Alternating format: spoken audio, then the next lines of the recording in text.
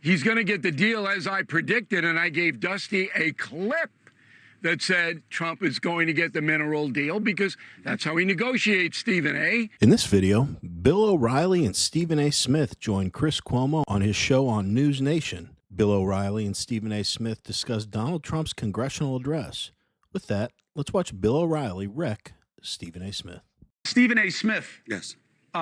Was a little sharp as we went into break. Why, sir? We have to get on Bill O'Reilly. We truly, truly do. We appreciate, if you insist, we appreciate the decades of his great work and what have you. And we're looking at the world right now as we see it with Donald Trump in office.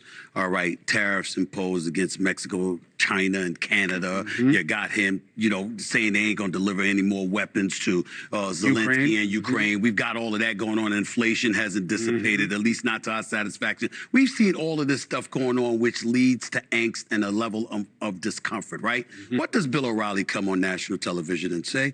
He said he'd like to see Donald Trump calm the waters. That's what he said. But he's not going to do it, but he'd like to see it.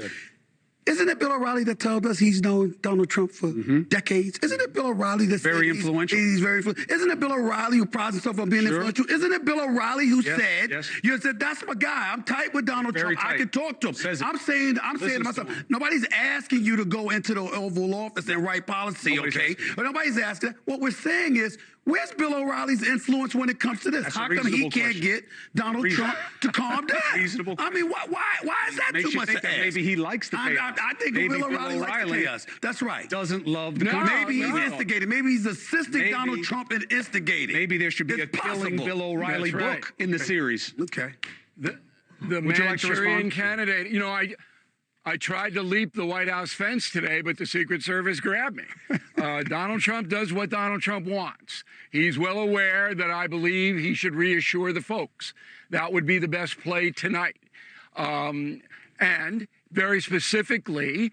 Tariffs on Mexico and Canada, no more weapons to Ukraine. Well, you had me sold right there, Stephen. You didn't even need to keep going. I suppose that I can understand how American people, maybe they don't follow things all that closely, can respond to some of Donald Trump's moves with angst, as Stephen A. Smith said. But I think that Donald Trump feels like, look, I got 4 years to do everything I can to turn this country around. So he doesn't really have time to make sure everybody feels okay before he makes every move. I like how proactive he's being. I think with things like the tariffs, with things like stopping military aid overseas, even though these are things that Donald Trump ran on, not just the United States, but the world is going to have to get used to the United States saying, we're not going to be your doormat anymore. We're not going to be your banker anymore. We're not just going to give money out indiscriminately and write blank checks to every crooked little man because he tells us we should. Honestly, I think there's an adjustment period from the world realizing, hey, the United States is doing what's in their best interest for their people right now, and that's their number one priority. But let's see what else they have to say. Spell out why he's doing the tariffs. He's going to get the deal as I predicted, and I gave Dusty a clip that said Trump is going to get the mineral deal because that's how he negotiates, Stephen A. He goes in, he creates all kinds of chaos and swirl, and he walks out with what he wants. That's it. The mineral deal. So what am I supposed to do? The mineral deal, while I am not impressed that Bill arrived at the same conclusion that most did, which is that it was going to happen. It was going to happen. It is a savvy deal.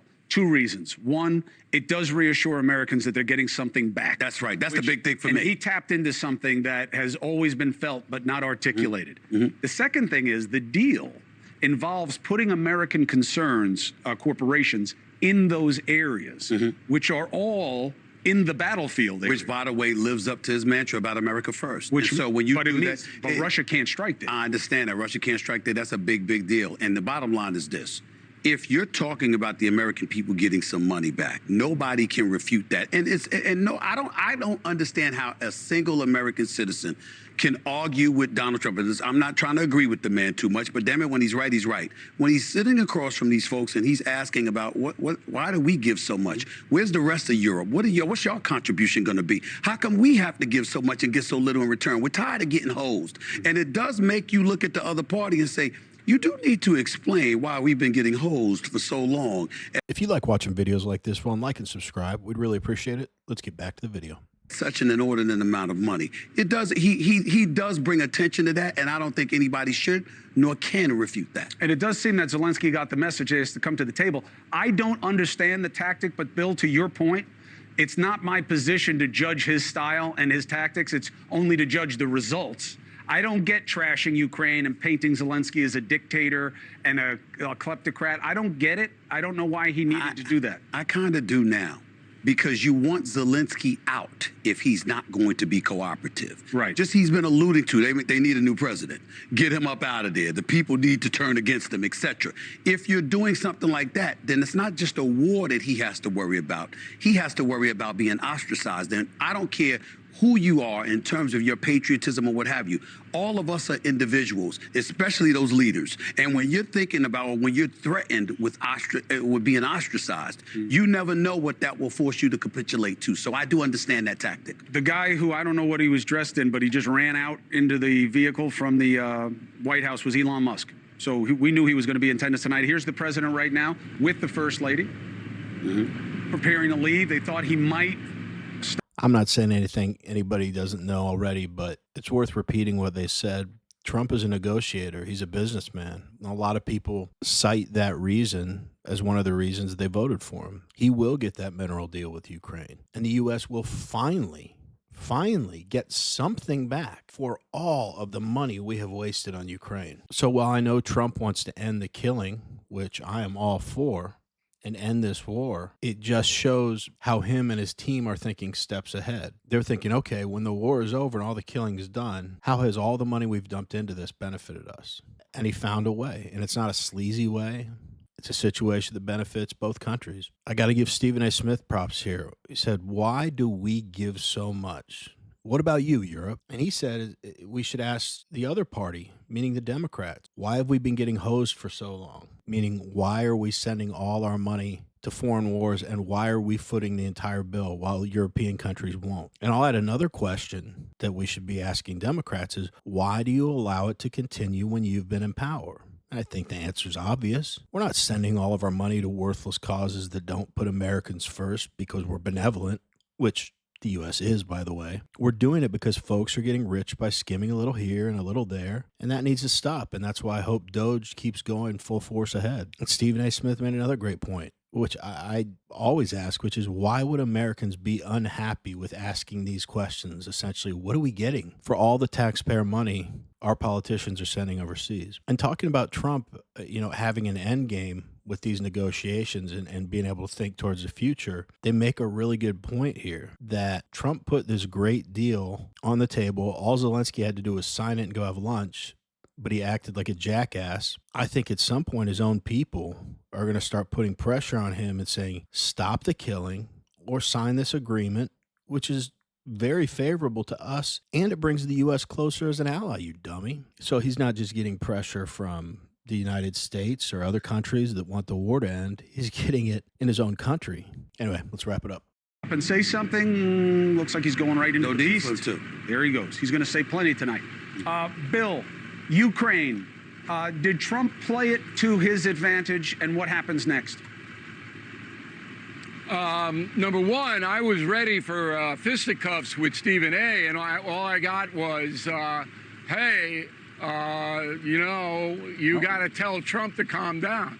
That's all I got. All I'm saying is you should have more influence. You should have. Well, my A game. Absolutely, you pick parts. You don't do it. You don't go 100 miles an hour all the time. You know when to speed up and when to slow down. I mean, it seems like you're a little too comfortable with him dividing the country, Bill. I mean, that's what it really is. No. It's not sitting there with the View ladies. We got a big fence, you got guys You've with been on the View, Bill. All right. More times than me. You've been on the View, Bill. More times than me, I might add. Yeah, but that was Barbara Walters when it was sane. Oh my gosh, that parting little interaction was great. I was on The View when it was Barbara Walters and it was sane. I don't know if it was ever sane, but it certainly was a lot more sane than it is today. And then Bill O'Reilly telling Stephen A., you need to bring your A game because you're not sitting on the couch with the ladies at The View. Oh, that's some good trash talk. But we want to hear from you. What do you all think about how Trump's been handling Ukraine and Zelensky? since that contentious meeting in the White House? And is Donald Trump doing enough, or does he need to do more to, as they said, curb the angst for any Americans that are feeling it out there, just because he's instituting a lot of changes and making a lot of moves in rapid succession? Let us know in the comments. Anyway, as always, really appreciate you watching, and we will see you in the next one.